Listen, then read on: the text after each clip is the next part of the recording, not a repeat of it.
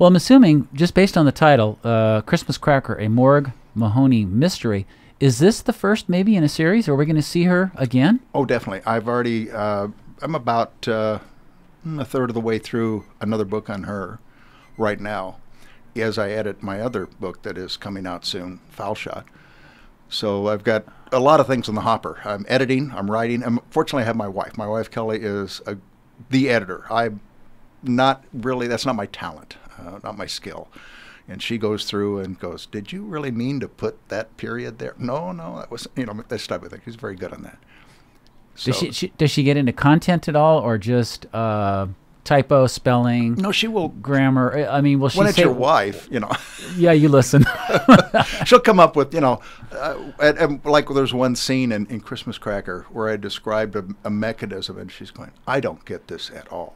So I went back and reworked it, and finally she says, okay, now I got it. I have to think about it, but I got it. So okay, so you respect her input and her opinions. Oh yes, she's definitely. I do, yes. Okay. Well, I got to mention this quote because I love this, and I always, if I can, before the guests come in, I do a little noodling around if they have a website. So I went on yours and was really a lot of amusing stuff on there. In fact, if you want to go to RL's website, he'll give that website address to you after we get or before we get off. But anyway, you're quoted on there. I'm quoting you as saying, and you're referring to, I believe it is the next book that's going to come out. I wrote a short story that went too long. It might have been a novella, but I realized it was not complete and kept writing. And so my first novel was born. So yes. Can we call you the accidental novelist? Yes, because I used to write short stories when I was in late high school, college, and for a while I wrote a number of short stories just for the fun of it. Matter of fact, a couple of them are in there. I'm now going back, and for one thing, I have to redo them because they were an old word processing form that is not accepted anymore, so I'm having to redo them to Word. But I wrote always short stories. And then it was when I started writing Foul Shot, I had this scene that for some reason I got in a dream, quite actually. So I decided to write it down as a short story. Is this a basketball story? Not at all. Okay. He likes basketball, but he was too short. So he does this thing, this little running gag. He wads a piece of paper and he tosses it in the trash can. And he's always trying to call how many points he gets for it. And that's where you get the foul shot concept. But also, he's a cop. He starts out as a Chicago cop. And he's, once again, a bit of a loner. Very well read. And he runs into this woman who is a very attractive woman. Very different than he is. And they end up together. And the story is about transitions in his life and his relationship with this woman and how she's almost as destructive as she is positive in his life. She's a very interesting character. Okay, so not another mystery. It has suspense. There's a lot of things that you're trying to go, what is happening? And then it turns into real suspense in the last part of the book. Well, let's, in the couple of minutes that we have left, let's talk about the other your other personalities. You're a split personality. I think you mentioned your conflict between right brain and left brain. Yes. You got some engineering. You got some engineer in you. You're a car buff. You've written a column that's been in the Union for several years about cars, but and I really shouldn't go here, but you also have a propensity and a fondness for puns. Oh yes, oh yes. I have two sections on puns right now. One are what are called Tom Swifties.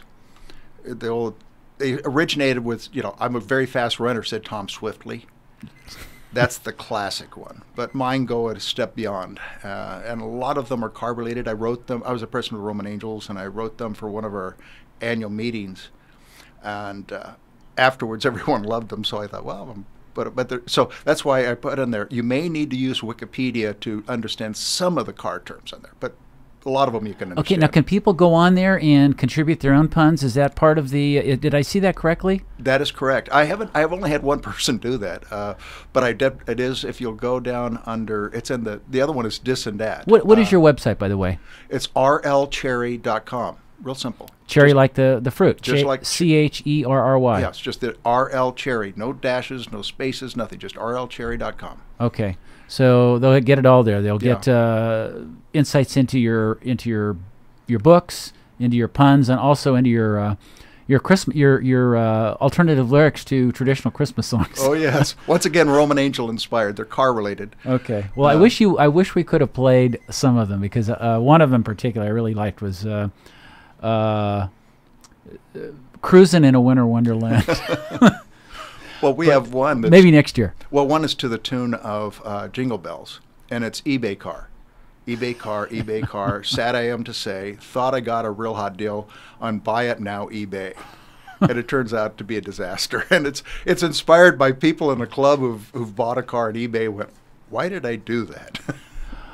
Well, Ron, where can people pick up your book? Are you going to be do you do book signings around town? I haven't done anything yet. I have all things. I did one in Eagle, Idaho.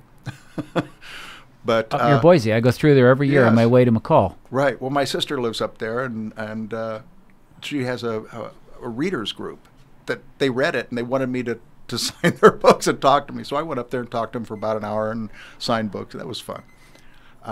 But What about something more local for those of us that live in the foothills that don't want to drive 600 miles to Idaho? Well, at this point, I don't have anything set up, but I'd be glad to do so.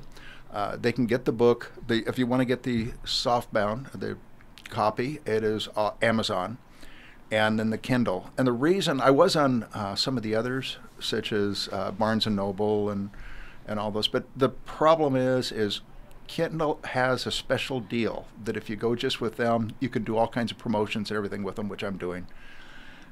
And I was selling almost only through Amazon. I'd sell one or two Barnes and Noble, but everything was Amazon, so that's why I went with them. Okay. So once again, your website and how people can find out more about Yes. you and get their hands on your book. And there's also a couple of chapters there, so you can read about. I don't want anyone to buy a book they don't like, So read the chapters there. That's Morg. Morg's she's a character, and she is inspired by real people that I knew. Not my wife. Did you hear that disclaimer? Yes, but I had some women who worked in an office I had, and they were, a couple of them were just very sarcastic, very funny, but could almost go too far in the sarcasm. And that's how she is. She pushes the envelope, Morg does, but I consider her a fun character. She basically defined herself. Once I started writing, I had no control. She took over and became who she was going to be. And that's what happens with me in writing. The characters become themselves so much. I know what they're going to do, how they're going to say. And I can't have them do something they wouldn't do. They protest and they won't do it. Okay. R.L. Cherry, again, thanks for coming in. And once again, give everybody your website address. It's rlcherry.com. And that's the easy one. There's also, I'm on Twitter, which is the @ RL_Cherry. On Twitter, I Twitter for I'm with a bunch of authors online that we've sort of developed, sort of support group, I guess you'd call it, on Twitter and such. Okay. Well, thanks for coming in, and Merry Christmas to you. Merry Christmas to you. Okay.